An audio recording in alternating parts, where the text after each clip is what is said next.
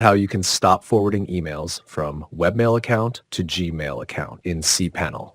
So let's get started with the tutorial. First, log into your cpanel using the login details provided by your hosting company. When we log into cpanel, this is the cpanel dashboard we see. Now click on the Forwarders option under the Email section. This will open the Email Forwarders page. Here in Forwarders page, you can see all the forwarding email list in cpanel. Select the email forwarder to Gmail account and click the Delete button.